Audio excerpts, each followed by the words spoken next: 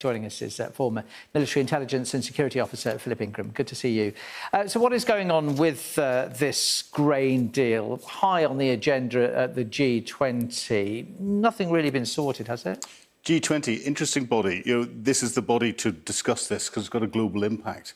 But when we look at the G20, a big part of it is what's called the BRICS countries. So we've got Brazil, Russia, India, China, and South Africa.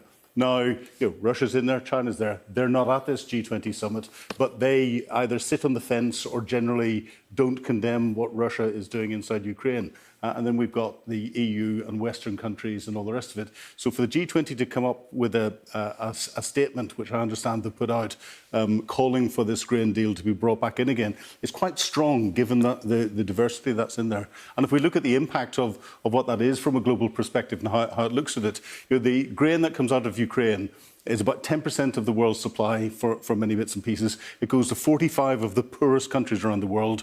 And whenever the grain deal, which had been negotiated by President Erdogan, the United Nations and Russia, of course, in July 22, whenever he stopped it in July 23, in that interim period, there's 33 million tonnes of grain exported. We saw the impact before it had been negotiated on world food prices. It's hurting the poorest across the globe. Turning to Ukraine itself, what's happening right now on the ground as we speak? Well, at the minute, the counteroffensive is ongoing.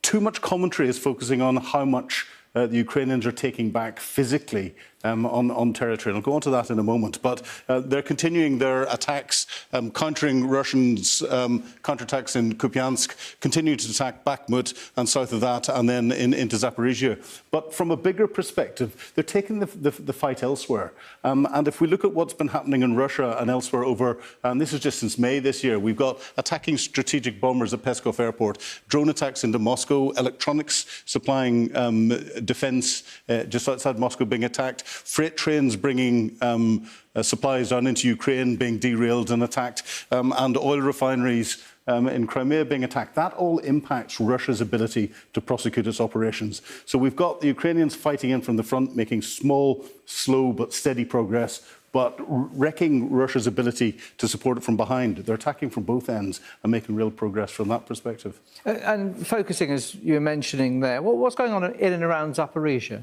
Yeah, well, getting into the tactical bits, we've got a really big front line here, about 250 kilometres. And the Ukrainians are attacking down in Zaporizhia through Robotyne. That's where they're making the most advances at the moment, probably aiming to get to Tokmak and to cut that land bridge from Crimea up into Russia.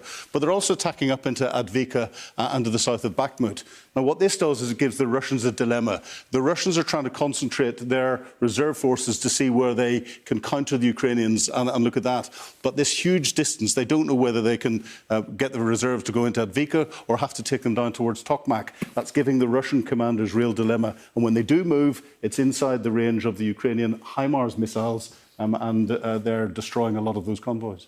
All right, Philip, for now, thank you very much.